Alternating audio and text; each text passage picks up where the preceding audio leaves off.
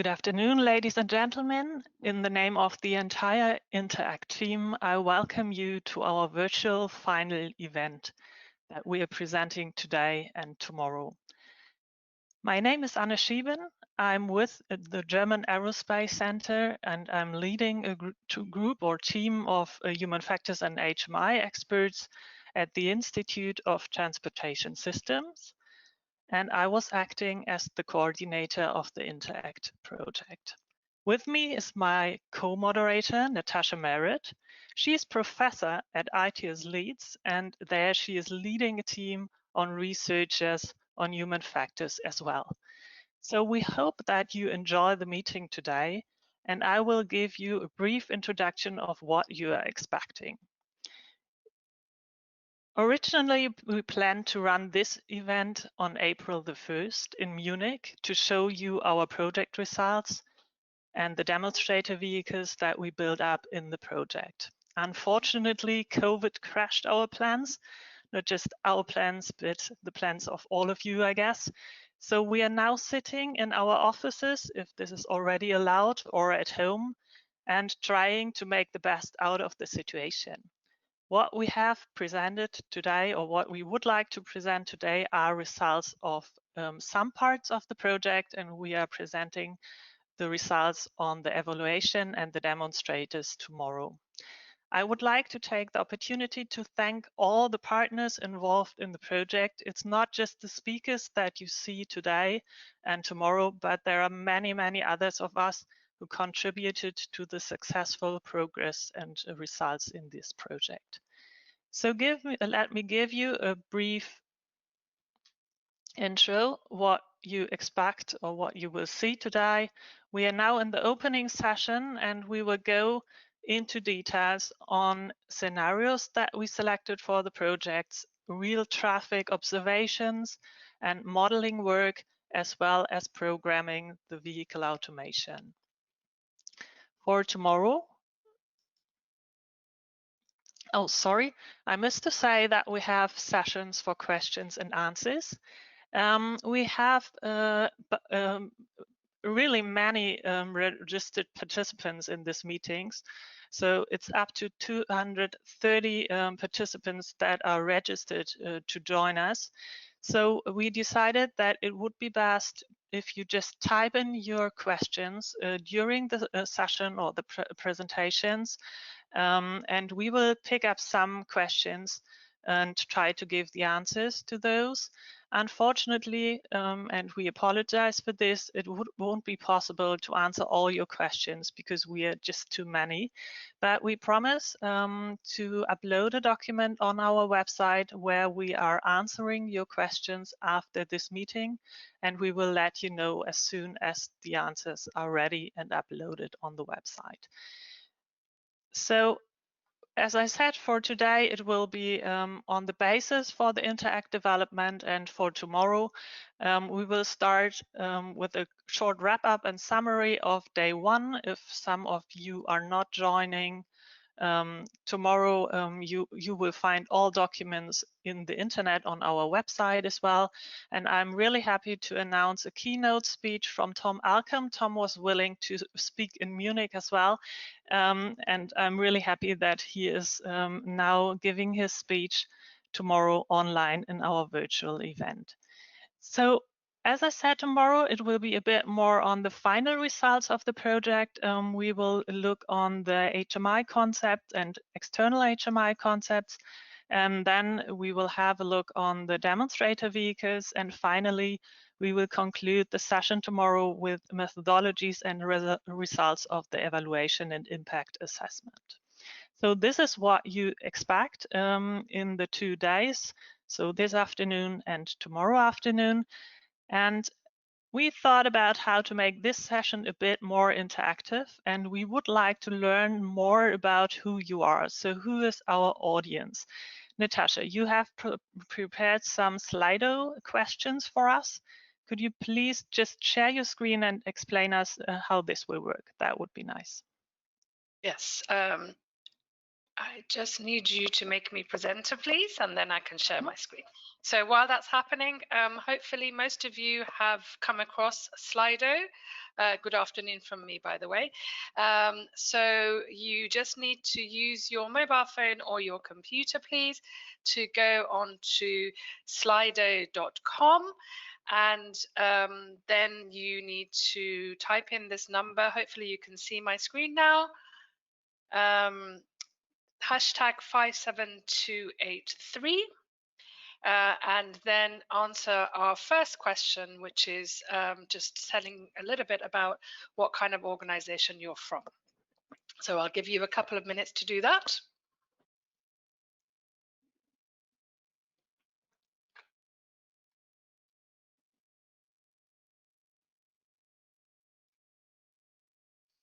So we have over 100 people registered, so I'll just wait a bit before we move on to the next slide.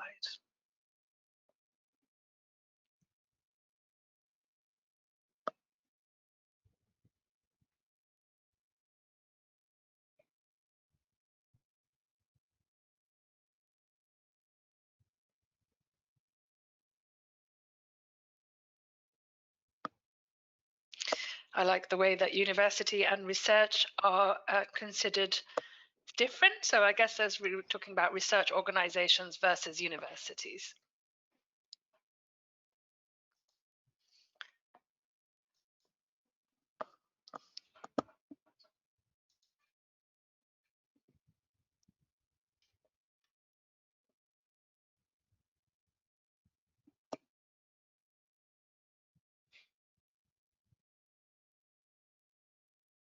And I see some colleagues from DLR.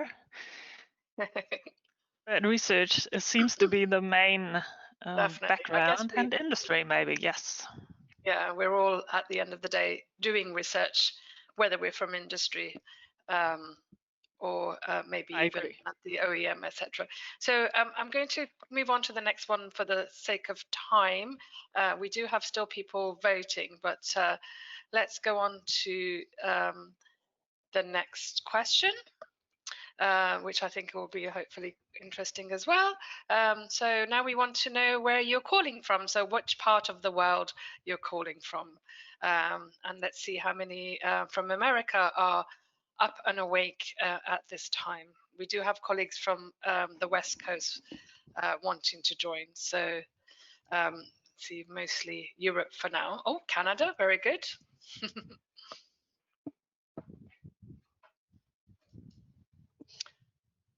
By far the biggest, Germany. Let's try and see if we can change that vote.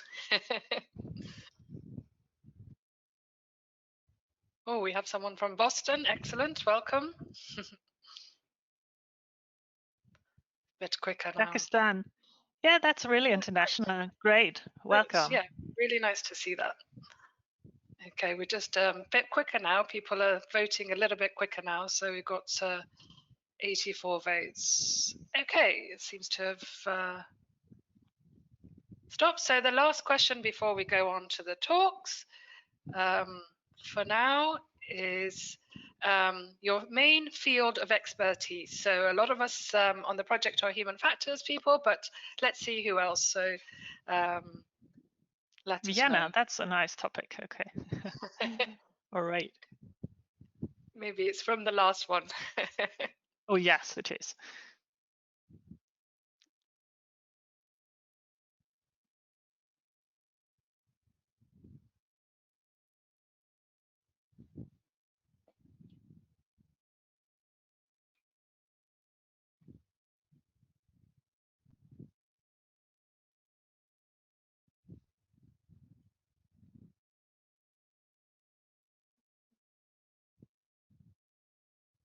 Wow. So again, by far, the majority of people seem to be human factors, but we do have some nice others, and even the title of an organization I see there. Yeah, that's a nice mix. Yes, great. very okay. good. So I Okay, really great. hope that every one of you find the talk or finds the talk interesting that we are giving.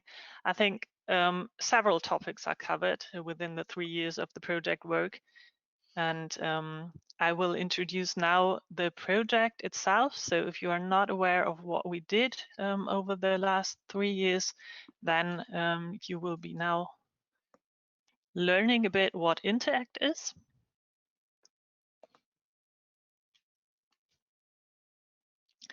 So interACT was funded by the European Commission under the call Art 04, Safety and End-User Acceptance Aspects of Road Automation in the Transition Period.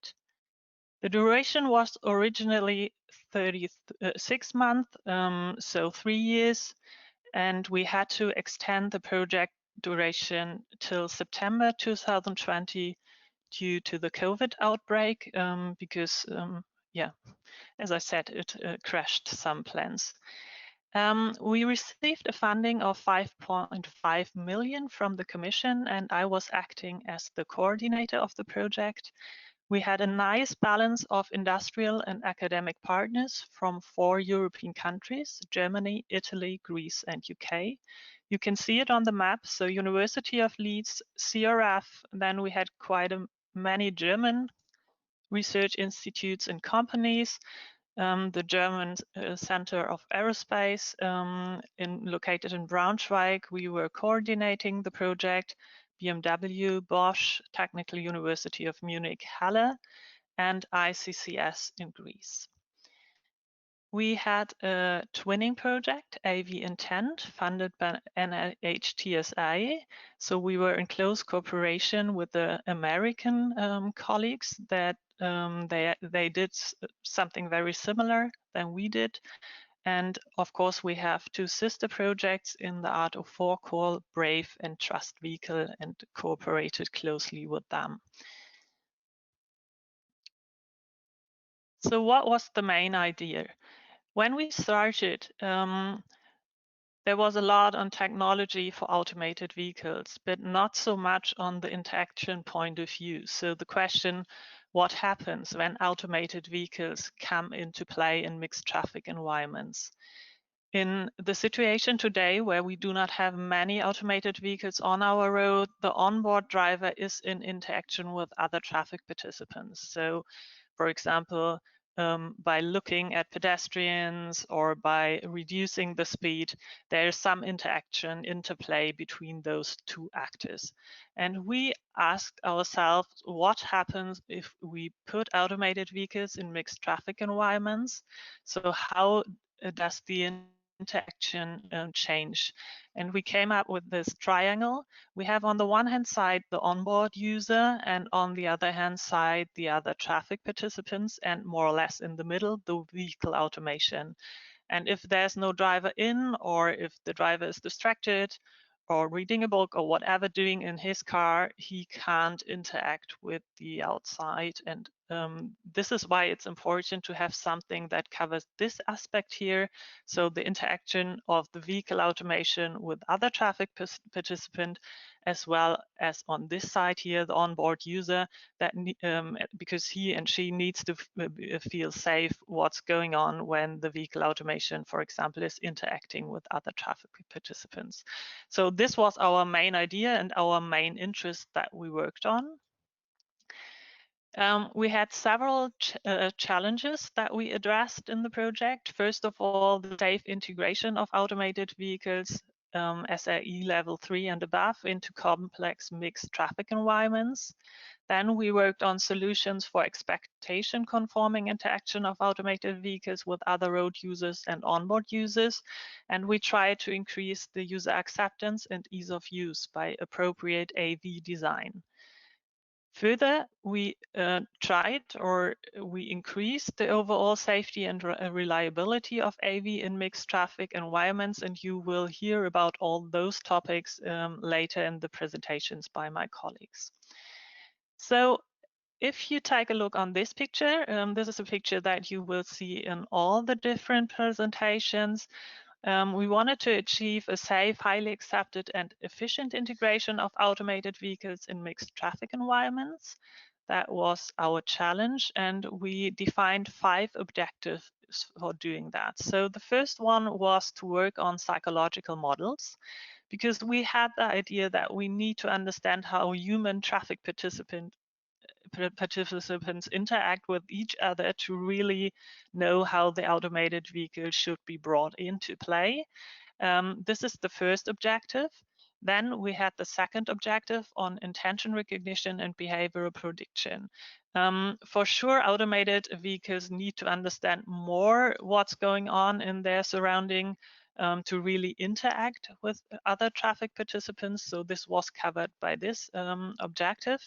And then we worked on the so-called CCPU, that's the Cooperation and Communication Planning Unit, including a safety layer. So this is more or less the main intelligence, the core of the automation, and we will hear about this today as well.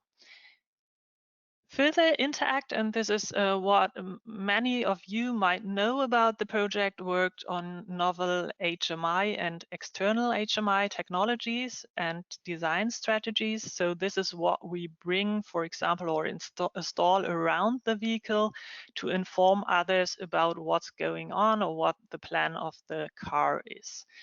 We will hear about this tomorrow, and then we have the evaluation methodologies and the evaluation of the interACT solution. This is also of high interest because when we started, there was not much out how to evaluate solutions and interactions of automated vehicles in mixed traffic environment, and this was exactly covered by the fifth objective. So I mentioned this already. This is what we will hear today. So we will hear a talk of Andre on psychological models of human interaction. We will then go into intention recognition and behavioral prediction and the CCPU. And to fully understand what the basis of the project was, Mark will give a presentation in the beginning, talking about the scenarios and the requirements that we set up for the system. So this is what you will hear today.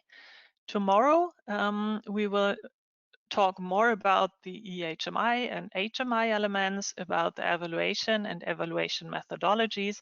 And of course, we are proud to present our demonstrator vehicles. It's not the same as it would have been in a live show, but Fabio Tango from CRF will do his best to let you know what the vehicles can do and how we implemented the software and technical hardware. That's it for today and tomorrow.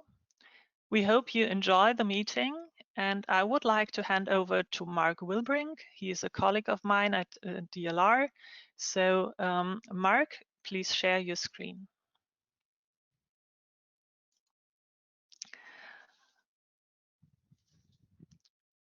Okay, while you're setting up your screen, I will just quickly introduce you. Mark has his background in psychology, and he is a senior scientist at the Institute of Transportation Systems at the German Aerospace Center in Germany. He was responsible for the work on scenarios and requirements in the beginning of the project. As I said, this is the basis for what we are presenting. And today he will give us an overview on this work as a work package leader of this task. Mark, okay. The floor is yours. Thank you very much, Anna. Thank you for the kind introduction. So again, hello from my side. My name is Mark Wilbrink, and today I will tell you something about the interACT scenarios. So it's defining and documenting essential urban scenarios for the development and evaluation of the interACT solutions. So very long title, but takeaway message, hey, it's about the scenarios. Again, you can see here the challenges. You saw them on this slide from Anna as well. So in the following talks, there will always be this highlighting thing when people are referring to one of these challenges. As you can see, this all highlighted by me. So this means that more or less the scenario sets the basis for all the work, for the psychological models, for the intention recognition, of course, for the technical implementation, the CCPU and the safety layer, and also for the HMI elements and the evaluation later on. So very important topic. This is a short overview what I want to tell you about today. So starting with the taxonomy, then coming more or less to the scenarios and to the selection criteria. So how did we really get out of this bunch of different scenarios the ones that we want to address in interACT, and then coming to a format how we can standardizedly describe scenarios and use cases. Okay, let me start with the taxonomy. So why is this important? So we all had a background in different disciplines, and we all had experience from different projects. And the problem was more or less that we all used the same words, but we mean different things. So we all have this idea what a scenario, what a use case is, but in the end we figured out, okay, maybe we do not mean the same things. So we started quite early to have a taxonomy in the project that should be the same for everyone. So we do not invented this taxonomy. We use an existing one from Ulbrich et al. And they start with really defining a scene at first. So what is a scene? A scene you can see here on the screen. It's really just a snapshot of the environment, which includes the scenery. You can see here the pedestrian crossing, zebra crossing here. It includes the dynamic elements like the cars and the different road users in here. And it also includes dynamic elements. This means that how fast are you doing? What are the distances? This is all here included. And of course, at least all different ages, but it only persists several seconds. It's really just a snapshot. So now you have this one scene. The question is, what is a scenario then in the end? And a scenario now spans over a certain time, and it is more or less a sequence of different scenes, like you can see here in the picture, which is connected by actions and by events. So it's more or less a temporal development between different scenes over time. The important thing here is it includes the goals of the agents. Like you can see here, the pedestrian really wants to cross at the zebra crossing, and this is his goal, and this is what he will do in the end. Okay, now that we know that there are different scenes and they all build together than one scenario, the question is, what is a use case? So a scenario is very unique. So it really consists only out of these scenes. But a use case now can have several scenarios. And when you look at the pictures, maybe it's hard to see, but I will give you an introduction. So on the left side, the first scenario is really that the pedestrian goes first. And the second scenario now would be that the car goes first. So they both belong to the same use case because the use case is more or less a description of the functional range and the desired behavior. In this use case, it would be like the desired behavior for the AV is to pass a zebra crossing, and this could now then work out in different ways. So this is the taxonomy that we used in interACT, and it saves us a lot of time, let's say, to define this properly in the beginning, so that we can always refer to it, always read it maybe again if we're talking about the right thing and the same thing. And it helps us a lot coming to the scenario selection and the different criteria. So what was the selection process? First, okay, I'm repeating a little bit, but it is very important that you really clarify your taxonomy, and this sets the basis here, sets the ground for working on the selection process. And then we conducted several workshops to identify relevant use cases. They started out a little bit at free brainstorming at the beginning, and there were some loops, getting things really more crispy and closer to what we really want to do. But in the end, there was still a lot of use cases that we could address. So we need one more step. And there we said that there are several criteria that we want to rate the different use cases against. So for example, what is the relevance for safety of this use case? What is the frequency of occurrence? What the relevance for traffic flow or the need for interaction with different other road users? And of course, in the end, it was also a point in how is the realization of these use cases in the demo vehicles and in the driving simulator, giving us a little bit more of reality check, let's say, to really look if this is a possible use case that we can really evaluate in the end. Okay, so I said there are different loops, and we ended up now, or in the end, with 4 different must-have use cases that we addressed in interACT. So the first one was react to crossing non-motorized traffic participant at crossing without traffic lights. The second one was react to an ambiguous situation at an unsignalized intersection. The third one is react to non-motorized traffic participants at a parking space. And the fourth one was react to vehicle at a parking space. So what we can see here is that there are two different locations, let's say, for these use cases. So the first one is that we have this intersection where we have crossing non-motorized traffic participant and motorized traffic participants as well. And we have the parking space. We focused on use cases where we have these ambiguous situations. So it was important for the interACT project that we don't look at the situation which are very clear, which are very standardized, where there are rules for. For example, the zebra crossing was, it is very regulated, it's clear who's right of way, but there are other ambiguous situations where it's more interesting because you really need to interact to solve the problem.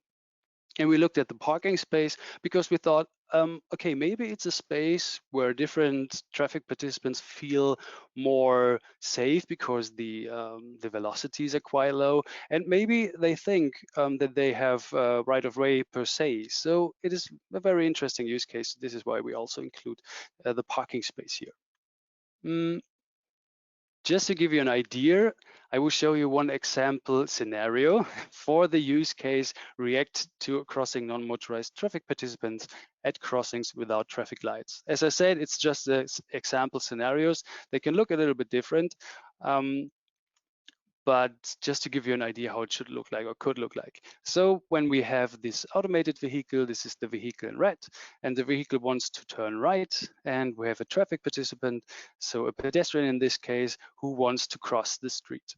And now we have this situation where you have a certain space on the road that you both want to use, and you need this interaction for. And after a very nice interaction, the pedestrian can go. So this is an example scenario here. For the second use case, it's react to an ambiguous situation at an unsignalized intersection. And as I said, it's not always communication to other pedestrians or something. It's also to other vehicles. So for example, here, again, the automated vehicle is the red one, and the blue one is a normal vehicle. Normally the AV has right of way, but in this situation, we communicate, we interact, and then we give right of way since our driving way is blocked anyway. So this is an example scenario for this use case. Coming to this parking space use cases, again, here's an example for interaction with pedestrians, but not only one. So you're quite free when you just set these use cases you want to work on to really build out different scenarios. And you could, of course, increase the complexity. So it's not always that you have just one traffic participant around, especially in parking spaces, there could be even more. So here, just as an example, is a communication to multiple other road users to solve this situation. And last but not least, you can also have, of course, the communication to other vehicles at a parking space in different directions. This could be possible scenarios that you focus on, that you address then in your project. Okay, jumping to the last point. This is more or less the format of standardized use case and scenario description. So as we described, or as we collected and then selected then in the end the different scenarios and use cases, we thought about an idea of how can we really describe things so that we remember maybe in a few weeks, or that we can share these use cases with someone else. So we came up then with a nice template where we think that the most important things are handled in. So for example, you can see on the right side, this is how this template looks like. I blurred it out a little bit because it's not so important what is written in there, but the categories are more important. So first of all, you need the name of the use case and the priority. This is very good. Of course, in which environment this is taking place. So is it one with the intersection or one with the parking space? It was always a good thing to have a graphical representation of the use case, but as I said, it's not a scenario in there. It's just that you have an idea how this could look like, and a verbal description as well. So because pictures are sometimes a little bit misleading. It's always good to just write something about what you really want to look at. And the next thing is, why do you want to look at? So what is the importance here of this use case? Maybe it's a very important use case regarding traffic safety or traffic flow. So you can write it in there just to have an idea why have you picked it in the end. And then we came up with a different taxonomy here. So again, a few checkboxes just to make more clear how this use case should look like in the end. So what is the addressed interaction partner in this use case? Who has right of way? Just to make things clear in here. Then the driving direction of the automated vehicle. So maybe we go backwards or go forward. And the possible perspective of interaction, since maybe interactions from the side are different than from the front. You can just put it all there in this very nice template. And since this was very good, good working with it, we just thought, okay, we make one for the scenarios as well.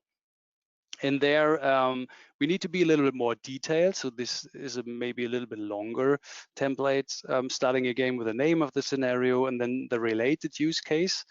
Of course, it was a good idea to have a name of the author that you can check back if you have any questions, so you know who really developed this. The priority of the use case, since we had some must-have use cases and some which are more or less optional.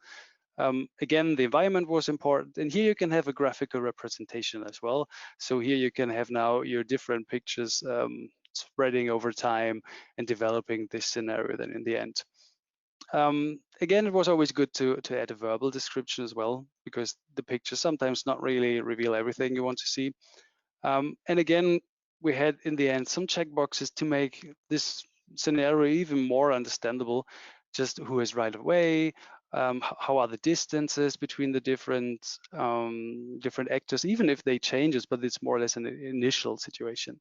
What is the initial speed of the AV or the speed of the other traffic participants? What is the time of day? And we even thought about what about the lightning conditions? Maybe something is hard to see in a scenario. And we added more AV relevant information like the driving direction here again, or the AV's intention regarding right of way, and the attention of the onboard user towards the traffic situation. So is the onboard user looking outside and maybe really taking place in this situation or not? And some traffic participant related information like what type of traffic partner is there, and the number, of course. So do we have multiple or just one? And again, very interesting is what is about the intention of the traffic participant towards the AV? So is he looking there or not? Yeah, very interesting field of. At the end, we have some sequence diagrams where we indicate the flow of information a little bit. So who's sending information to whom? You cannot see it very well, but you will see it in the next talk of my colleague Andre a little bit more in detail. Okay, so let me just finish with one link to a deliverable. So if you're interested in our work regarding our use cases and scenario description and so on, you can find it on the web page here. It's deliverable 1.1. Okay, thank you very much. Thank you, Mark. So as I said in the beginning, we are really interested to get at least a bit into interaction with you. So now the question and answer session starts. That would mean that you can type in your questions to Mark in our tool. It's in the question section that you see. And Natasha will pick up some questions of those given by you. Mark, maybe you can, while we are waiting for questions of the audience, maybe you can just let us know how we use the sequence diagrams within the project, because I think this was a tool used by many of us in different ways. So in the beginning, we thought, okay, it's just for the first deliverable, but then we figured out that some of us found it helpful also for others, for other tasks and other issues. Yeah, of course. So the sequence diagram is more or less a tool to show the flow of information, as I said before. But the cool thing about this is that you add all of the different agents of the different player in a situation on one side of the board. So here it's blurred out, but it doesn't matter really. So here are the different actors in the situation, like the environment or a traffic participant. Your external HMI is an actor as well, or your internal HMI, and of course your behavior of the vehicle. And then we had this very nice arrows around. So an information, for example, that a pedestrian is recognized is going then from the pedestrian to the car or to the automation. And then is the question, what are you doing with it? So now in this situation, the automation of the car knows that there is a pedestrian. So what to do with this information? And then it's interesting to think about where to put this information and who needs to know it. So for example, the onboard user, of course, should know it. So there are different arrows then going from this actor who has this information to other actors. And the nice thing is that you see if you miss something. So you can the other way around, look at the HMI and see if there are no connections to the HMI, to the onboard HMI, for example, then you know that there must be a lack of information for the onboard user. Oh, okay. Thank you, Mark. I just see, Natasha, that there might be a misunderstanding. So it's not about questions in Slido. Sorry for that. We need to have it in the webinar tool. So if possible, please ask your questions in the webinar tool. That would be perfect. Is there any questions so far, Natasha, that you see? Yes, and in so the we list? have one. How do you handle variance of information flow in the sequence diagrams? Okay. Variance of information, you mean? Yeah. Okay. To be honest, this sequence diagram is always then for one flow, for one situation. So if you want to say now there's a splitting point and it could be like this or it could be like this, then you can set kind of a marker there and then draw another one starting from this position. But in one sequence diagram, you can just have one sequence, not variants of it. All right.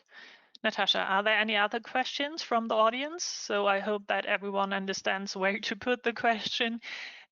Feel free to type it in. As I said in the beginning, we will try to answer the question also afterwards if we can't handle all in the session.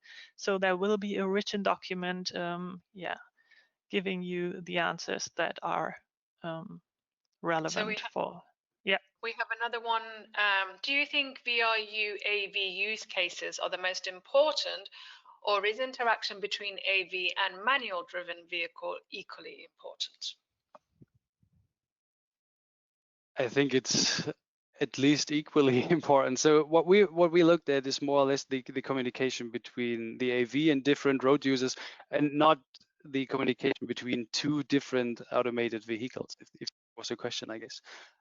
So I think it's very important to communicate with the not equipped, let's say, or not automated traffic participants, since they are the one who may misunderstand or misinterpret any of the information, and this information should be clear. So when you have two automated vehicles, I think you can quite clearly communicate via some standards, and there are no ambiguous situations there. Does that answer your question? You can't. No.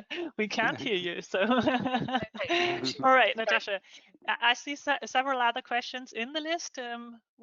Could you pick up so some more? We have another one from.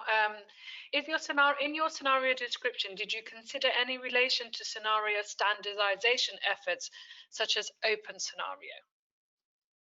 Not so far. So it was more or less a first attempt to describe the scenarios, but we have not draw any connection to some open standards, no. But this is a good point. Okay, so we have other questions which are actually around the talks that we're going to have later.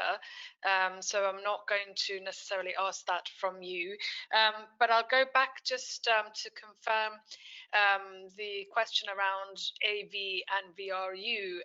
I don't know whether you can see the questions yourself, Mark. Hopefully you can. I'm looking for it. Around the driver in the manual vehicle and the AV. So we do have some work that we're going to talk about later, which is around manually driven vehicles, so driver interaction with automated vehicles as well as pedestrian interaction. So that will be coming later.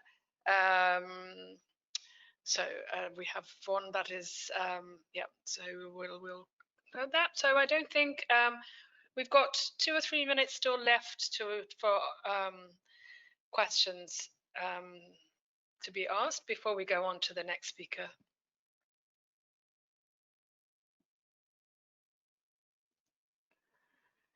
Later in the webinar, there will be some work on how we communicated with the pedestrians. So there was a question about whether there's visual communication or not. No worries. I've never done this before, by the way, so bear with me. But me too. But it works quite good. So yeah. Thank you all for the questions. We will now directly dive into the observation of human-human interaction and the question, what did we learn for interACT from this? So I'm happy if you, Andre, can share your screen. And I will, while you're preparing, I will introduce you.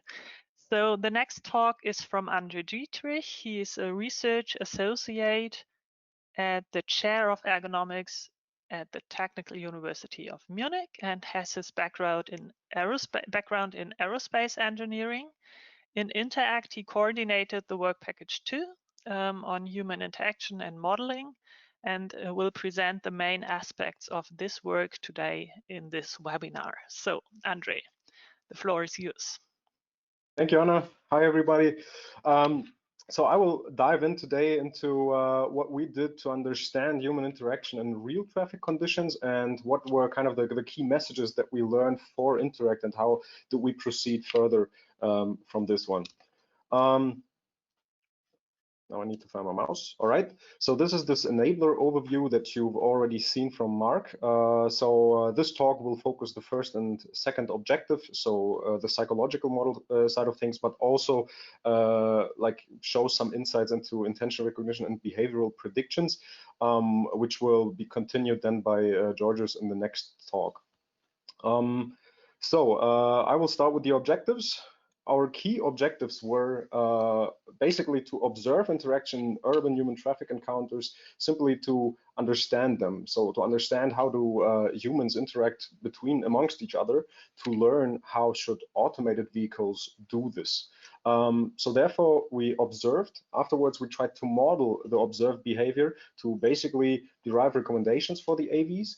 And as the last part was to predict the behavior of the traffic participants. So in this work package, we always had like these 3 pillars: observe, model, and predict. So I will start on the observation part. But before that, we should actually define what interaction means. What does interaction mean in a traffic context, and how did we kind of define it for ourselves? So the definition of interaction actually was a iterative process. So this was kind of the first draft that we came up with and that we used for the following studies. Basically, the idea was that interaction is based on several types of behaviors between 2 or more traffic participants. In the beginning, we looked at movement achieving behavior, perception achieving behavior, movement signaling behavior, and perception signaling behavior. So for example, a movement signaling behavior would be a headlights flash to just show somebody that he can drive. So I'm signaling my next movement, that I will probably stop for him when I'm flashing my headlights. So this was the first kind of idea of defining the interaction. As I've said, this evolved. So now the model looks like this. This might be a little bit, scary looking, but it is very well described in the publication of Gustav Markula, and I think it's free for all, so you don't need to subscribe or pay for that. So in the end, we ended up with 7 bubbles. So 3 more bubbles came in there. For example, appreciation signaling, which means I'm just saying thank you for the driver that let me pass. And this is a behavior that we actually observed quite often, but which we didn't really took into account in the beginning because it didn't actually mean anything for the interaction. And the other 2 are requesting, so movement requesting and perception requesting behaviors. So when a traffic participant actually requests another one, hey, can I actually go there, or can you allow me to see somewhere? So yeah, if you want to have some deeper details, please dive into the publication of Gustav Markula. So with these definitions of interaction, we also defined for ourselves what we understand implicit communication and explicit communication is. And for the sake of simplicity, I broke those down to quite simpler wordings. So implicit communication is now any form of communication through motion and motion-related effects, while explicit communication is any form of communication where one road user intentionally broadcasts his or her message. So basically, explicit communication is something that you actually do intentionally or try to do intentionally, where, for example, the recipient of the message doesn't even need to be known yet. So, for example, the emergency light that you switch on when your car breaks down in the middle of the road, that would be an explicit communication which you would use not for a specific addressee, but actually basically for your surrounding. So just keep that in mind. Okay. So with these definitions, we started observing traffic. And how did we do that? So our basic idea was to generate a kind of broad knowledge about how traffic works. Therefore, we took the scenarios that we've derived in work package 1, basically the talk that Mark told you, and we picked 4 use cases for that. And we ran the study in 3 countries. So the use cases on a kind of like larger scale were 2 parking scenarios. So you're in a parking lot and either a vehicle interacts with another vehicle or a vehicle interacts with a pedestrian. And the same use case just on an intersection. So basically a pedestrian trying to cross an intersection and there's a vehicle there which tries to interact with them, or like multiple vehicles are interacting with each other on a road intersection. So this was kind of our plan. How did we realize this observation? So basically, we used 4 different methods to understand how traffic works and how people interact with each other. So we had high altitude videos to just see where basically what is going on. We also tried to use some computer vision algorithms to extract objective data. The results of that you can find in our deliverables. This specifically should be deliverable 2.1 and 2.2 on the website. Other information that we used was a ground-based LiDAR. So we set up a LiDAR on the ground, which gave us actually quite accurate data of positions and velocity of traffic participants. Then we had questionnaires. So actually our observers who were on the ground were running after pedestrians and asked them questions. So how did they feel about the interaction and what did they perceive? And manual observations. Manual observation means that there are people on the ground who are actually trying to understand what happened and trying to basically draw a picture of that. I will focus today mostly on the manual observations. For the other ones, please see the deliverables on the website. So for the manual observations, we programmed an app, which was in HTML. And this app allowed observers to kind of like put the traffic encounter into sequences. So they could press what happened first, what happened next in a sequence. This basically allowed us to kind of understand how an interaction took place and what the sequence of effects was. And also the observers were drawing with this app how the interaction looked like. With these informations that we've gathered, well, this is a glimpse of the generalizable findings. So we were able to like understand some high-level things, what happens in traffic. So basically, we've realized that the occurrence and necessity of interactions very much depended on the situations. So and a lot of other influences such as traffic density, time of day, and like specific conditions such as there's a bus coming and people start to rush towards it, right? This kind of influences heavily how the interaction actually played out. Explicit communication, especially in human road user encounters like these that we've shown in the scenarios, they actually happen quite rarely because people tend to avoid conflict. So if you can just walk slower so the car passes in front of you, that's kind of the go-to solution, right? And actually interaction only happened at quite low speeds, such as 20 kilometers per hour and lower. basically meaning that if the traffic flow was uncongested, then pedestrians and vehicles will just wait for a gap, and that's it. And only when the flow is actually below a certain threshold, only then you see some cooperative behavior and some like interaction forcing behavior, so that you try to actually enforce someone to stop for you, like by inching forward into a intersection. And at higher speeds, of course, this conflict avoidance is predominant. One other interesting thing that we've realized is that self-reports were not always equal to reality. So we had some reports that people were trying to seek eye contact and actually saw the eyes, and they perceived that the driver saw them. But in the end, we've checked the videos and we checked the observations of the manual observers, and we've seen that this was basically impossible because the car was still too far away. So people, of course, they try to seek eye contact, but they rarely actually establish it in these kind of situations. And this made kind of, yeah, it was quite interesting to look into this data. So those were like high-level findings, but as you can kind of see, the biggest problem with those high-level findings is that, well, it's quite, yeah, what basically could be the message, or what can we derive from that for automated vehicles?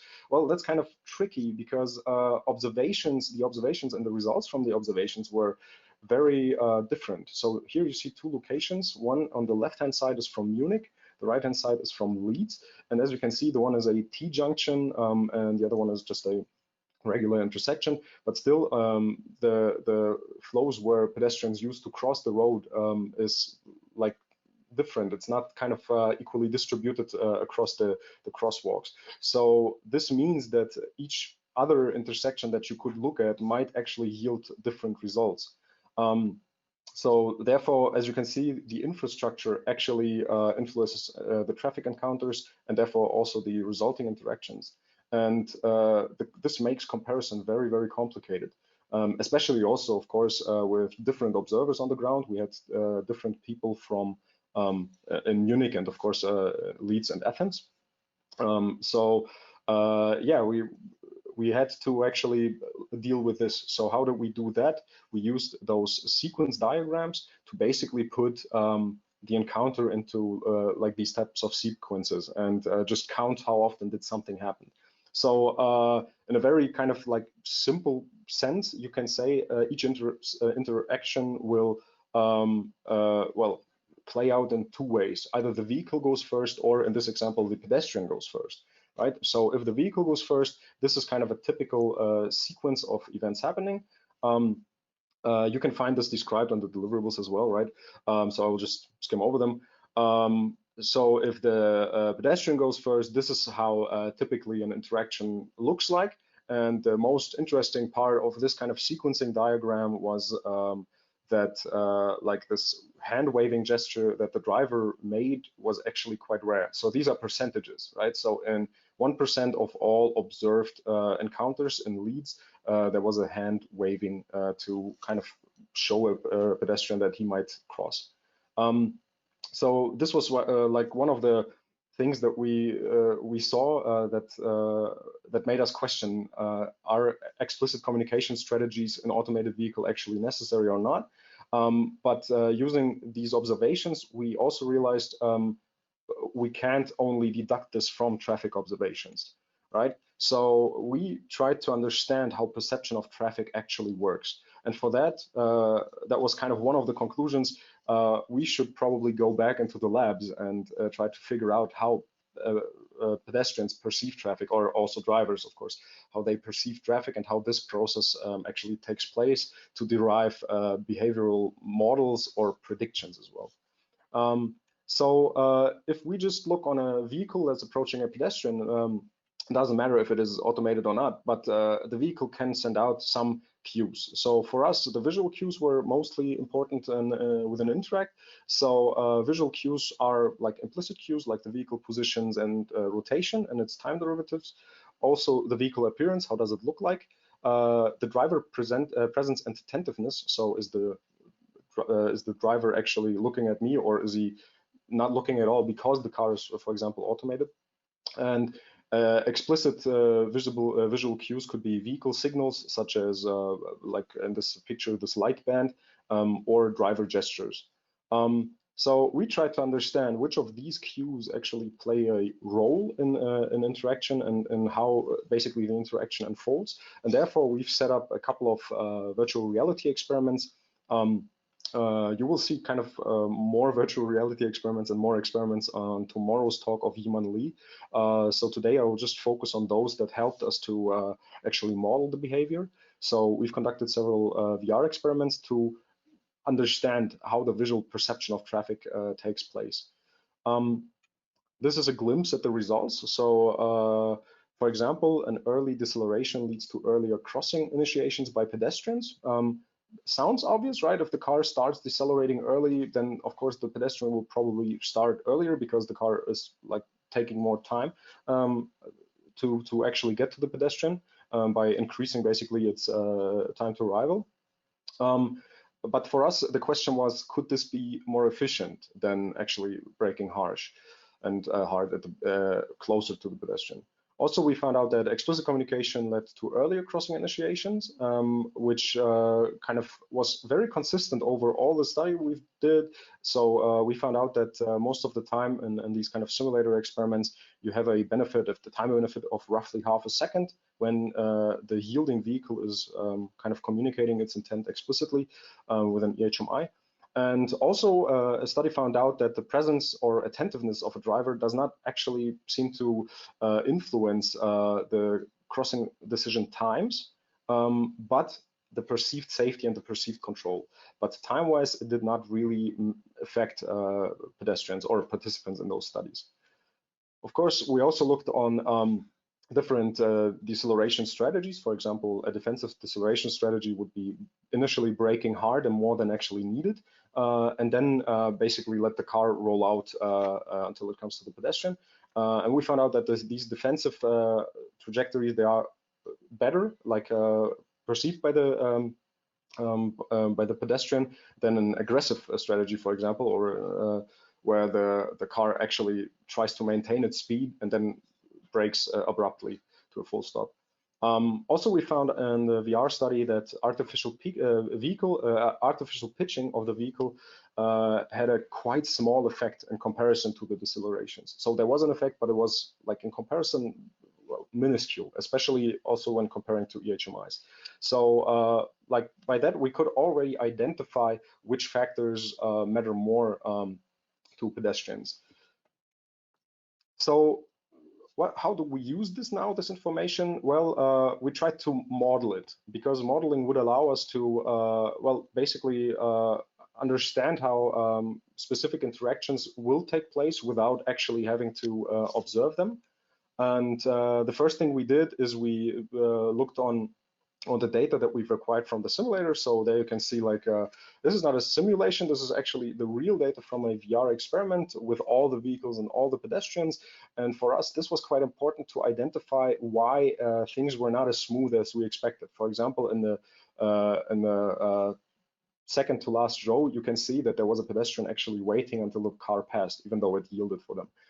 For us, this visualization process actually allowed to understand decision making. And this also allows us to basically model these processes.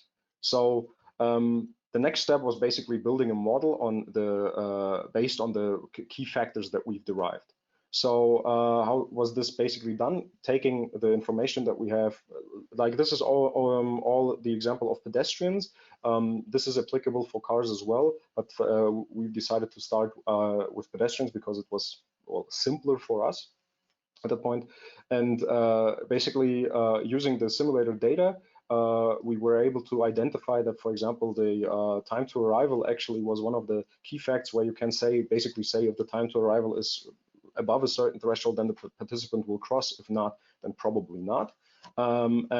This was modeled using different models. One of them was the variable drift diffusion models, which are based on cognitive neuroscience models of decision making. So they kind of work more similar to how the brain works. Another example model was the threshold distribution model, which are a little bit simpler and quicker, but they're a little bit more artificial. So looking at the results there, this is from a gap acceptance like tasks. So participants were asked to cross a gap, and the model was actually predicting how would this basically look like. And there you can see in the picture, I hope you can see my mouse, but if not, it's the picture basically in the middle. You can see that the models actually predict quite fine how actual participants were crossing the street. So in the beginning, you have participants crossing the street because the car is, or because the gap's large. Wait, I think this was another experiment, sorry. So basically there was an approaching car and you have a couple of pedestrians crossing the street because the car is still somewhat far away. Then there's like no one crossing because the car is somewhat close. And then you of course have pedestrians crossing after either the car stops or actually past the pedestrians. And as you can see, the model actually predicts quite fine how actually these interactions take place. So these models allow us basically to study any scenario and optimize automated vehicle behavior. So now we can actually say, hey, it is better in this situation to maybe brake a little bit earlier, even if it's not yet necessary, just so the pedestrian, for example, on a zebra crossing, actually knows that the car is yielding and letting him through. So this actually already is something that we can derive from that. So basically, we started to understand how people use information from traffic and can understand how the AV should optimally behave. So this video that you saw on this slide is actually a complete modeled interaction. So there's no, so this is basically just a simulation using the insights that the models generate. And the model code is released on the Open Science Framework, which you also can find described in the deliverable 2.2, where you can play around basically with these kind of encounters. So of course now we've modeled traffic, but how does the AV know in which situation it is right now? For that, the AV needs to actually accurately predict what a traffic participant, what the other traffic participant is doing. And therefore, especially for pedestrians, it was necessary to, for a comfort and safe interaction, it was very necessary to actually predict a longer time frame in the future. So basically, we needed some long-term behavior prediction models, and this was done by using, well, the information that usually is used, for example, the past trajectory of other traffic participants, as well as dynamic motion models. And this was added to or amplified by semantic maps of the surroundings. As you can see, the map or what you see in the screens, for example, the lighter gray color is the street, the darker gray is the one where the pedestrian walks, and the whitish gray is basically a crosswalk. And the model tries to predict where the pedestrian will go. And the pedestrian is, the past trajectory of the pedestrian is this magenta line. And this cloud thing that you see is the prediction where he will be. On the right-hand side, you can see the 4-second prediction where the pedestrian will be in 4 seconds.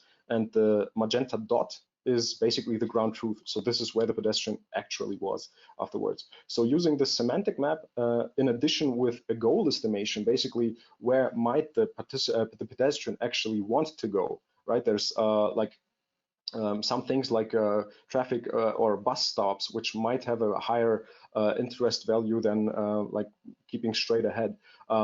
These put together, and also with some other interaction models, which were basically based on how would for example, a pedestrian interact with another pedestrian. They would probably not clash into each other, but actually try to avoid each other. Amplifying the previous models with these newer informations allowed a quite good prediction in a larger time frame. As a next step, also the interaction needed to be detected. So how was this basically achieved? So in this example, you see the head orientation estimation. The green dot on the face of the person actually shows that he is looking at the vehicle, and then the hand waving gesture is detected. Because this would basically allow the vehicle to understand, okay, there's a pedestrian, he's looking at me, and he's waving, so he's quite surely waving me through. So this was also basically developed within the project. And yeah, this is basically my talk. Thank you, and I'm now open for questions.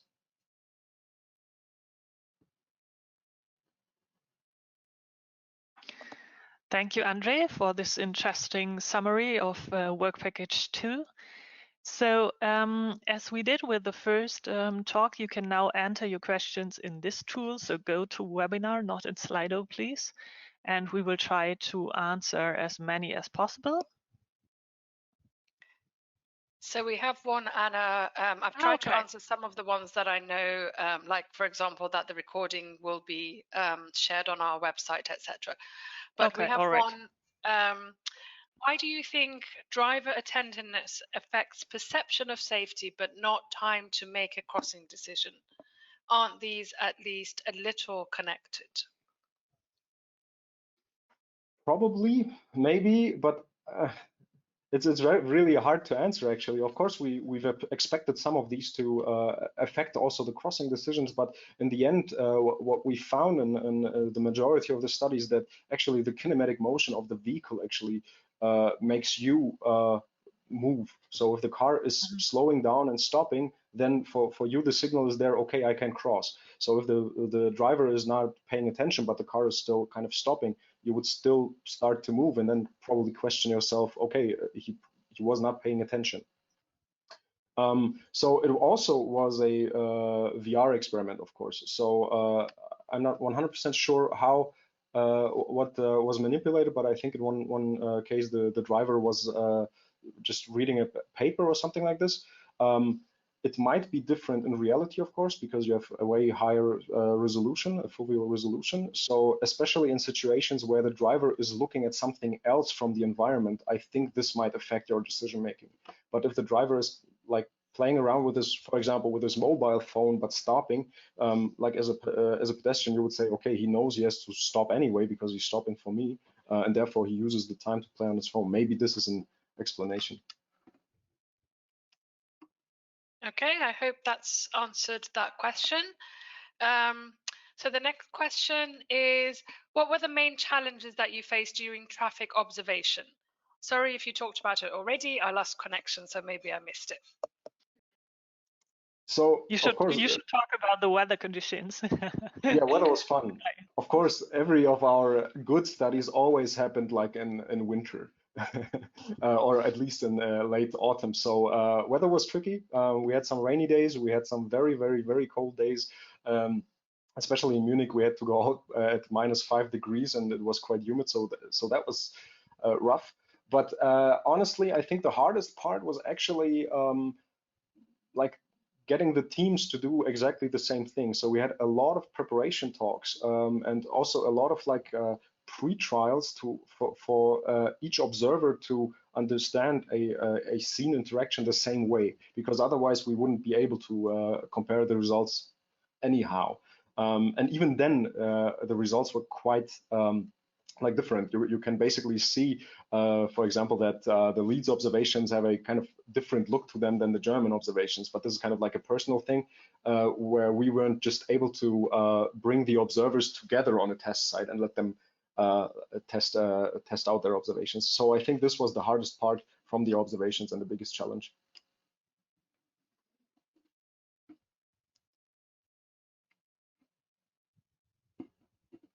Natasha, we can't hear you. At least I can't hear you.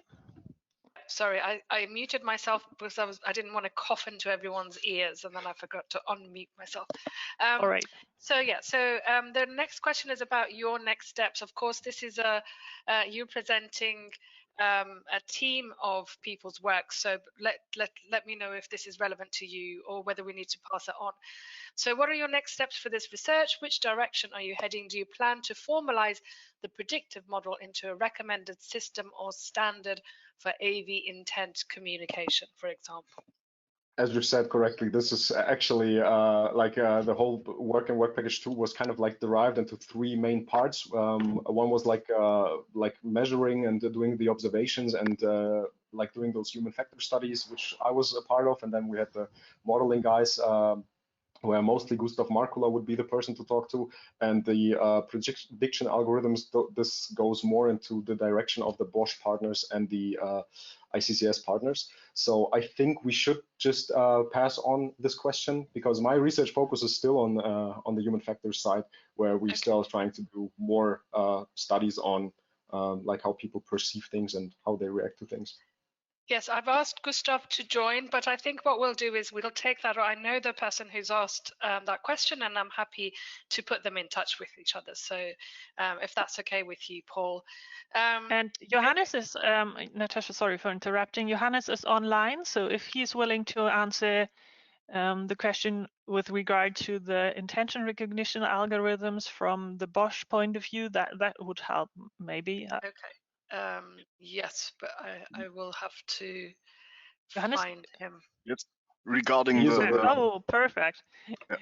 Regarding the prediction of the pedestrian behavior, I think the next steps are that it's important to validate the models with real data which we have collected in the interACT project, and yes, and try to make a model which is very general and adaptable to all situations at the end. Yes. Okay, thank you. Right, so then we have one around whether you considered traffic rule in the traffic behavior. I'm not sure. Is this based? Is this like for the modeling or prediction part, or for the observation? That's kind of the tricky part. So, Andre, would you like to explain a little bit more? Maybe I'll wait for you to ask that again, and I'll go to the next question, which weirdly is from me, but I haven't written it. So either we have someone impersonating me, or members of the team. Oh, that's interesting. Yes. Okay, so what's the question? During observations, were pedestrians asked what the most influencing factor for them was in deciding it being safe to cross? They did, but I honestly must say the observation took place like 2.5 years ago, so I don't remember actually what it was in the end. But as far as I know, it was most of the time vehicle motion and speed or position. But a lot of people also mentioned that they are trying to look at the vehicle and then seeking eye contact. So this was also something that we found, that people actually seek eye contact, even if it's like virtually impossible to establish it. So people tend to look into the direction of where the driver sits and then try to make use of the information that they get from the vehicle before they actually see or perceive everything. Yeah, just to add to that, so yeah. Sorry. So we had two different versions. So we had, at least in the UK, we basically watched people interacting. We didn't say anything to them. So it was like natural observations. But then we did pick some of them out for further questioning. And yes, for what they said and what they actually did were not the same thing. I think that was mentioned by Andre. We have got Yiman Lee and Reese Madigan online as well. If you can unmute yourself if you want to add anything else to that. And I think what was interesting in our exchange project, so the twinning project AV Intent, if I remember correctly, they had participants, pedestrians walking around with the head-mounted cameras. So there was additional or extra information that they gathered in the US, and we tried to compare it somehow with the findings that we got from the interview studies and the observation that we did in Europe.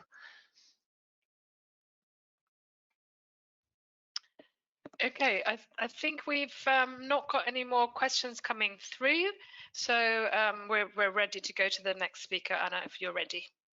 All right, so thanks again, Andre, for this interesting talk. We will now come to our last presentation for today. This is given by Georgios Drenakis. He is an electrical engineer and software engineer at ICCS in Greece. And in interACT, he was responsible for the development of the cooperation and communication planning unit.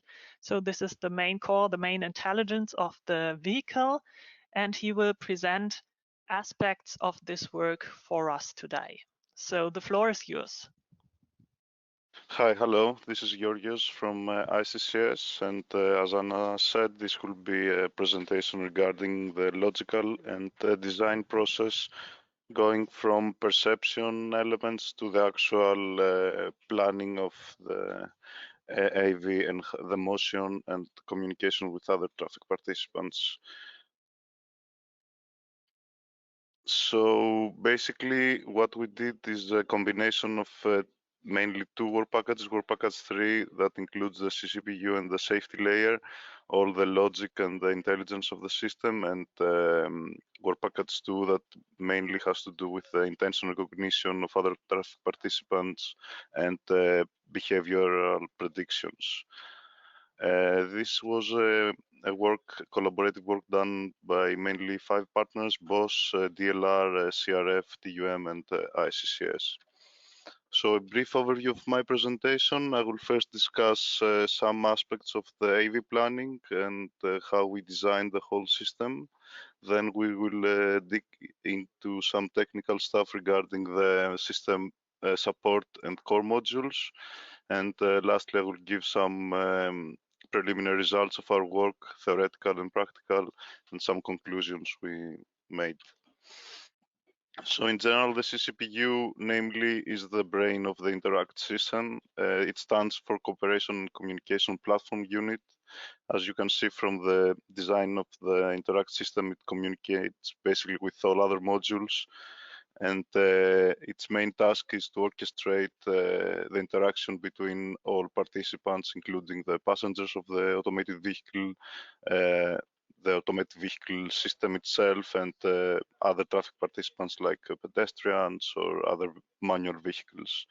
The basic thing we need to consider is that we are talking about time-critical applications, and we need to ensure safety in every action. And above that, also we need to make sure that the motion of the vehicle is something that is easy for the other participants to follow, what we call an expectation conforming approach. This is the internal mechanism of the CCPU. Mainly comprises of 4 main modules: the situation matching, interaction planning, trajectory planning, and safety layer, which we'll analyze later, and also a couple of support modules like the map, the sensors, enablers, and other controllers. The main tasks of the CCPU is to identify the current traffic situation that the vehicle lies in, and then establish a future safe plan for the AV and communicate it to the traffic participants. So we came up with a modular design for our approach. We set up a separation of different tasks in order to increase robustness, minimize any kind of dependencies, and establish a solid communication framework between our components. Moving on to the support modules that are essential for the CCPU, we will first discuss the map and internal communication system. So the map representation designed by TUM is a tool that is called Common Road Tool, based on a fundamental aspect of the road, the lanelets, a well-defined road element, and also has the ability to convert from OpenDrive to Common Road protocol. So it was essentially easy for us to translate any kind of a given map to a Common Road representation. The internal messaging system, for the internal messaging system, we use the ROS framework, which is a solid tested framework for embedded and robot communications. And as we discussed before, we followed the modular approach using virtualization and Docker technology, which allowed us for a rapid deployment, minimal dependencies, and easy software updates. Then we will move on to the perception platform and essentially what the sensors are useful for our system. The sensor network installed in the car is needs to provide the vehicle with all the road data that are essential to do any kind of calculations. These raw data are given by some hardware equipment installed in the car, like laser scanners, stereo video cameras, radar sensors, and enhanced GPS system for localization. The main attributes that we need to get from the environment is the state of the vehicle, which can be the speed, acceleration, localization, future trajectory of the vehicle, as well as different aspects for the other traffic participants, like, of course, detection of them, and then classification, tracking, and some intention features. After all this raw data is gathered, then we move on to the situation awareness platform, which is an intelligence layer that can identify the intentions of both the vehicle and the pedestrians of the road in order for the CCPU to understand the actions to follow. For the pedestrian intentions, as it was discussed in the previous presentation as well, there were used machine learning algorithms in order to predict accurately the intention of the pedestrians via images from the video camera. For the vehicle intention recognition module, we use a probabilistic Bayesian network to identify the intention of the vehicles, and then a fusion of different trajectories, intention and motion-based, to extend the prediction time horizon. All this intelligent platform was essential to extend the intention awareness of our system so as to make safer and more elaborate plans for the vehicle.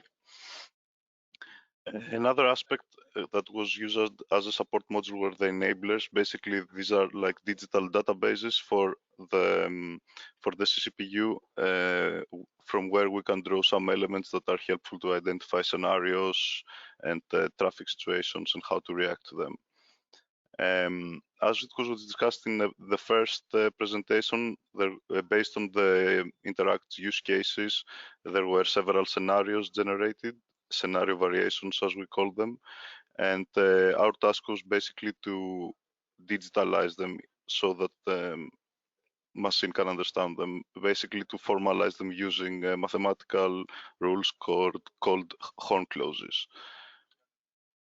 We had in our system we had mainly two catalogs, digital catalogs: the scenarios catalog that included any kind of traffic conflict and scenario that the car has to deal with, and the strategies catalog, which is actually the reaction according to the scenario that we currently lie in. For the scenarios catalog, we used the horn clauses. It's a first order logic syntax system using taxonomy, vocabulary, and relation between all road elements. As you can see in the example, a traffic participant can be a motorized or a non-motorized traffic participant, and then the motorized one, for example, is further separated into a truck, a car, motorbike, etc. So using such a vocabulary enabled us to understand all the relations and produce new knowledge using inference. For the strategies catalog, we use a fuzzy rule-based system, basically a relation system between AV goals and traffic participant intentions. The goals of the vehicle can be summarized to maneuvers, potential maneuvers, HMI output, and certain constraints. And these were related to the intentions of the traffic participants. Now moving on to the core modules of the CCPU. This is the general process that we followed. So we can separate into three stages for the main modules of the CCPU. So firstly, identification of the traffic scenario that we currently are. And of course, identify which traffic participants are in the scenario and notify them. The second stage lies in understanding a reaction plan to this scenario or conflict.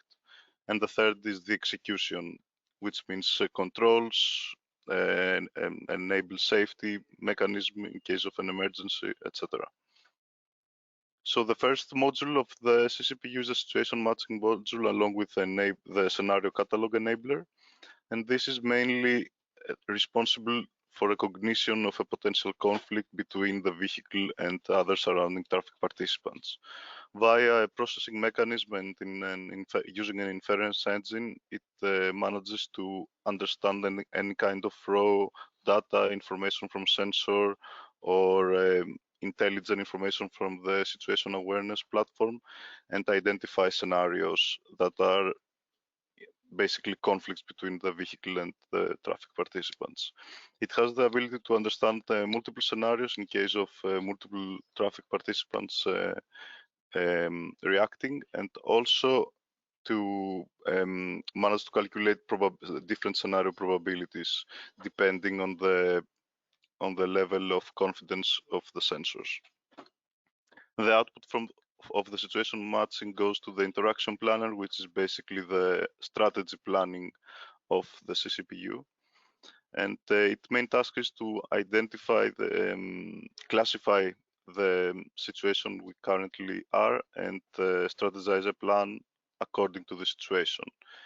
Mainly, the output of this module is communication via HMI with other traffic participants via an external HMI mechanism, and also communication with the internal participants, meaning the passengers of the potential passengers of the vehicle.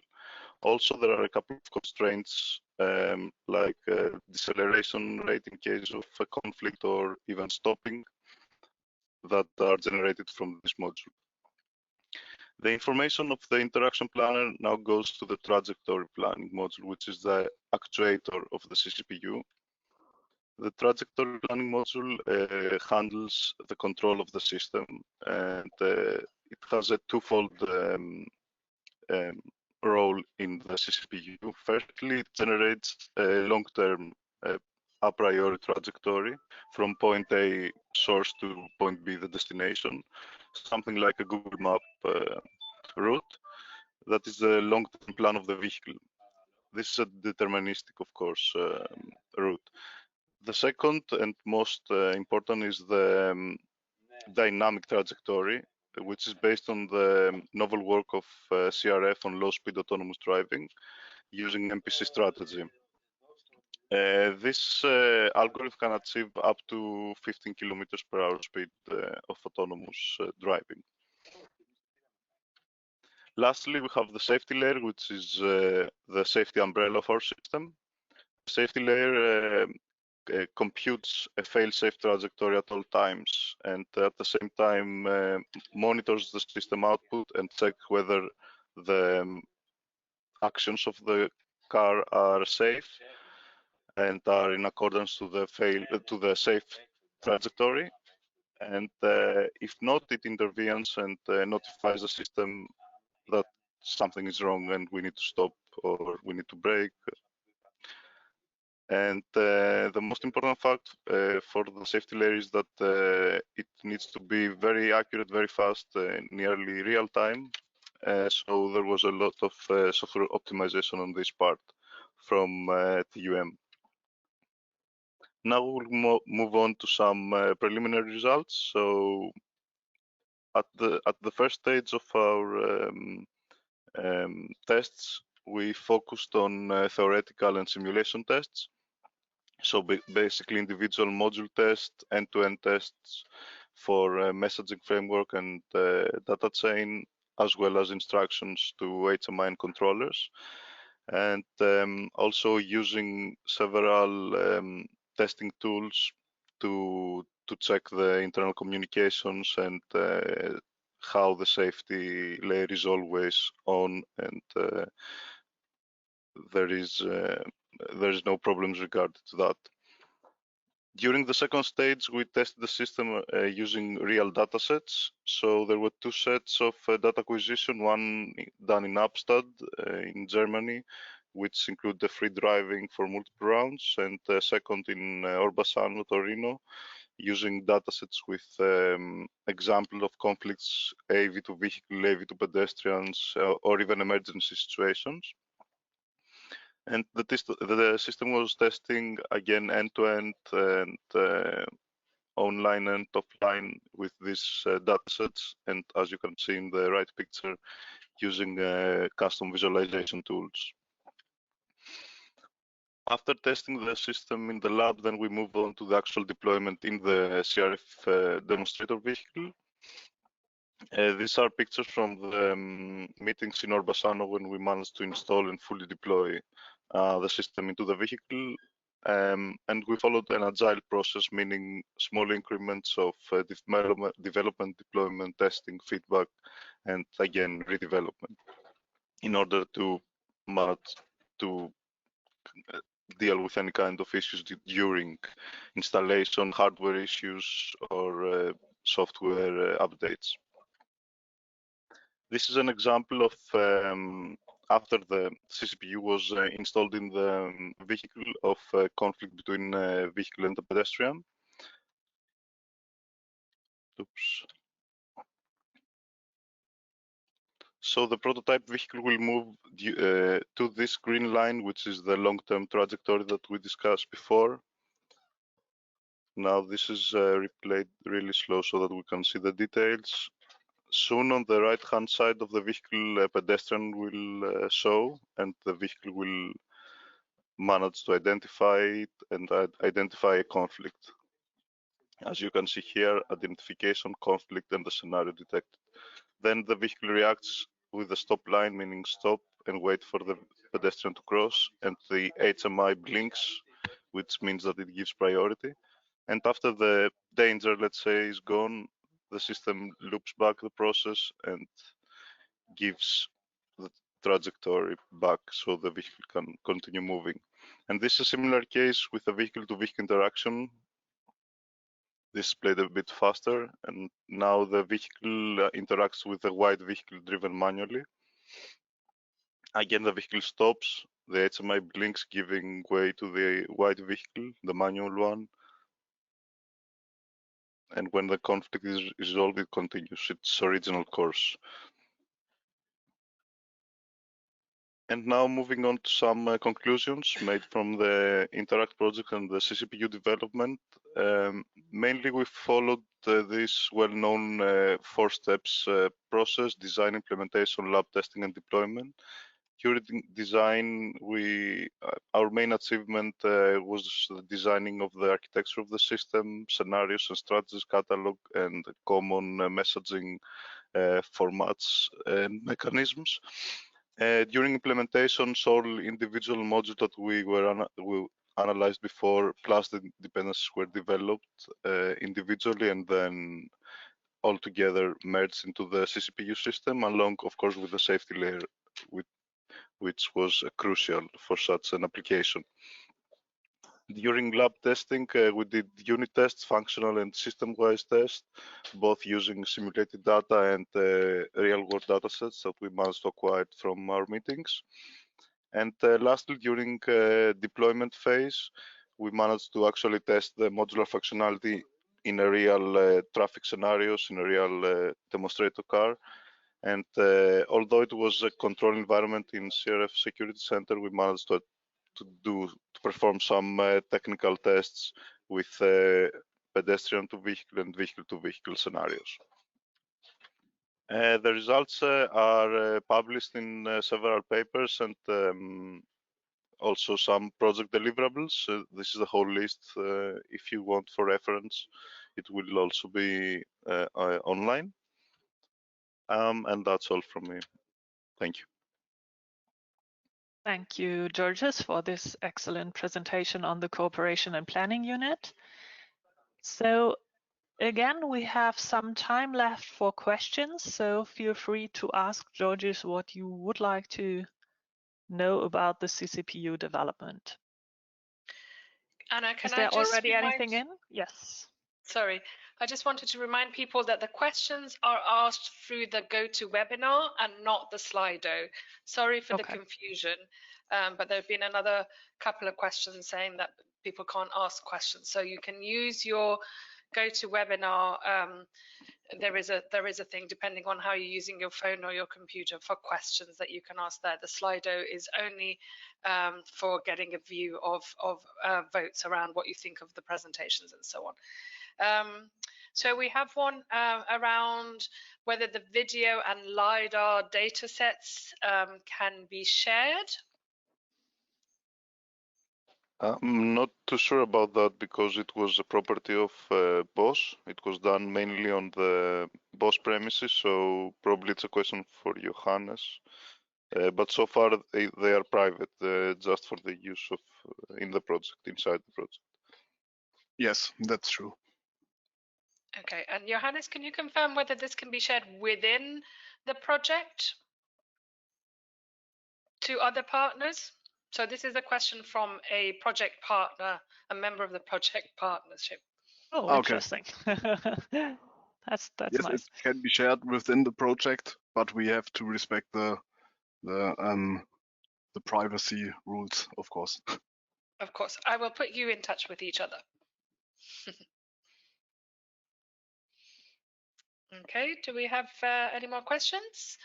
Yep, again, one from me. I don't understand how this is working, but so what was the distance or time horizon for detecting and controlling and actuating for your speed of 15 kilometers per hour? So very detailed question. Does that make sense? Natasha, no, I didn't hear the question. Can you repeat, please?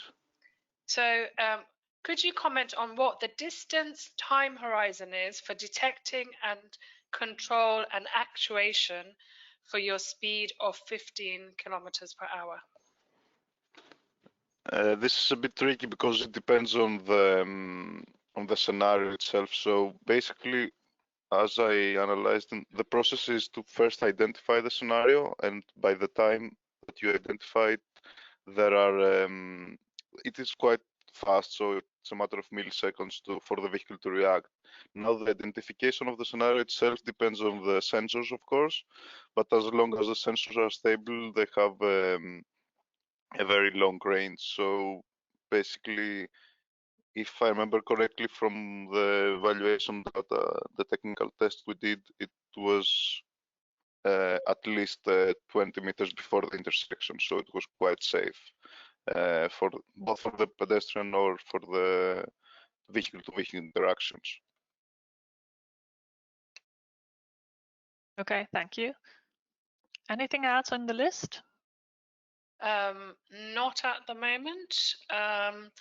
There was a question from the previous session, so for Johannes, maybe we can ask that until we wait some more questions. So it was around, as I understand, traffic rule influence road users' behaviors. So in your model, it seems road users behave freely. Is that correct? Is that for Johannes? Yes, that's true. Pedestrians can move freely in the map, but we have estimate goals in the semantic map where the pedestrian is going to, and we estimate if he wants to go to this goal. And then we have the derived reward map from the semantic map, where we look where are the most probable path of the pedestrians. So in theory, he can behave freely in this map, but of course there are constraints. Yeah, okay. And you can find the method in the publication, which I have already wrote in the answer. And one comment from my side regarding the traffic rules, regarding the CCPU and vehicle-to-vehicle interaction, all the traffic rules were embedded in the map of common road that we discussed. So basically the vehicle had some restrictions to the future trajectory it would follow, and whether it could turn or go straight, etc. I think one important part of the whole CCPU was also the safety layer. I know that Matthias is also on board today. So if there are any questions to Matthias Althoff from the Technical University of Munich on the safety layer, he's also online. Okay, there's one new question, Natasha. Yeah. So how do you make sure in the CPPU that explicit HMI and implicit communication via motion fits together? A very good question there. Yes, a very good question. But from our part, all these requirements were given from other work packages. I think it was mainly work package 4, which presentation is tomorrow, which includes all the HMI elements and also some parts on the behavioral studies. But from our side, basically, it was more into orchestrating the control signals to the HMI and also the motion of the car. Could you go back to a slide showing the CCPU, Georges? Because Sure. it's part of the interaction controller. So this is one. You mean the first one, interaction right? planning. Yeah. Sorry. Okay. Okay. So this is the general image. Yeah, and here you see the interaction planning, and this was the core or the module that was planning the external HMI and the motion of the vehicle. So this is calculated in one specific unit within the CCPU. And as Georges said, we will learn more about the different the interplay, let me say it like this, from the research that we did in work package 4, and something came from work package 2. So the presentation that you heard from Andre this afternoon was influencing the calculation in this interaction planning as well.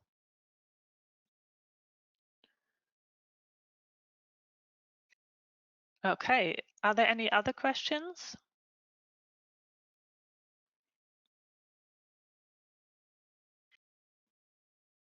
Seems not. All right, then I will wrap up the session this afternoon and share my screen again. Thanks, Georges, again for your presentation. I just need to change the presenter.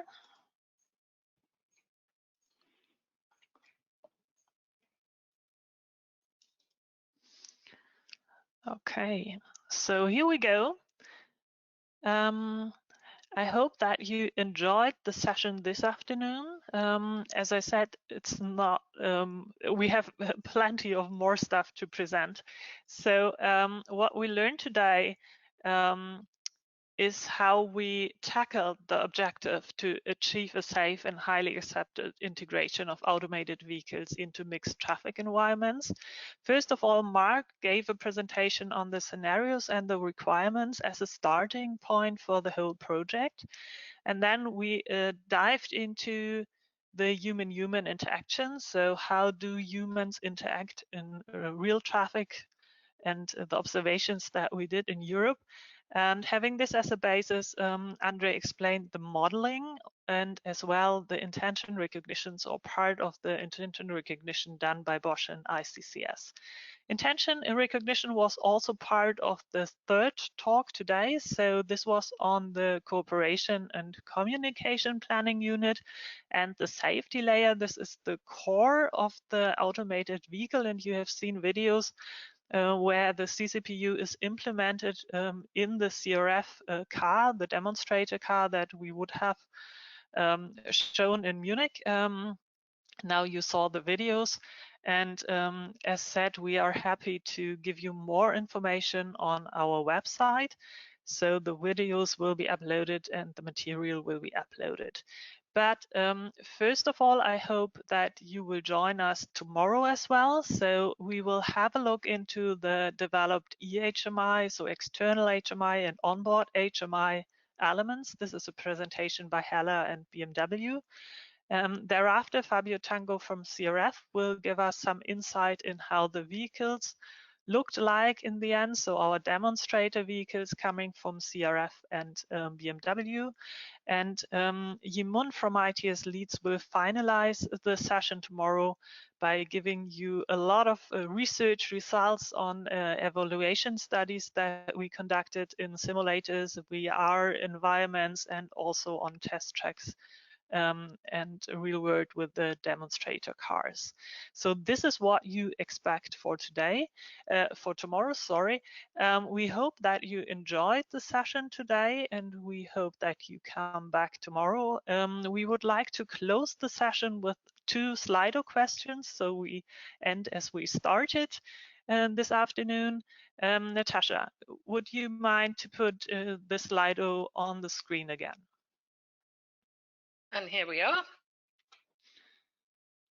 Okay, so here you go.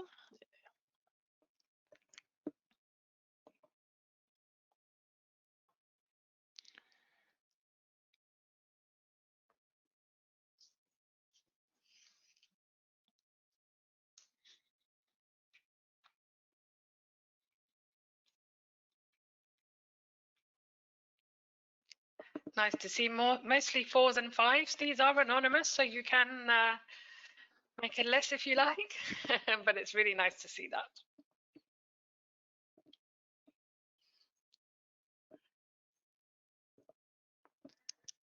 And there are still people logging in, so we have some more votes.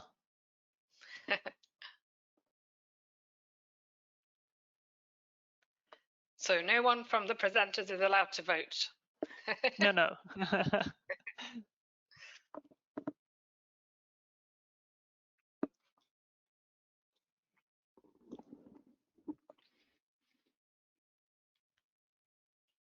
We should have had one on what you thought of the moderators. Oh, really? No. We can do it tomorrow.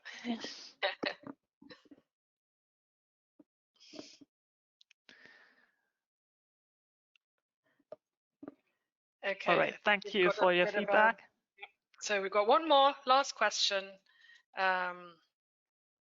So this is now a free text. So just please type your answers in terms of what was the most interesting result.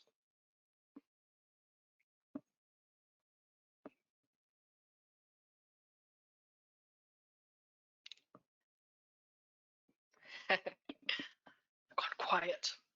It should be a word cloud, shouldn't it? I hope so. Yep, that's what I'm expecting, but not quite sure how we get that. There you go. Ah, okay.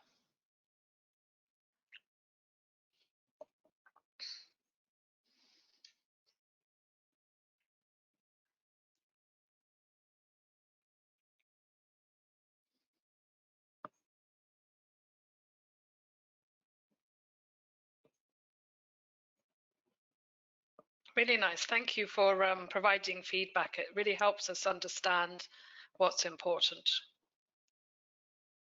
I wonder if we have Gustav Markala online yet, since his models and those of Johannes, etc., is an interesting one there.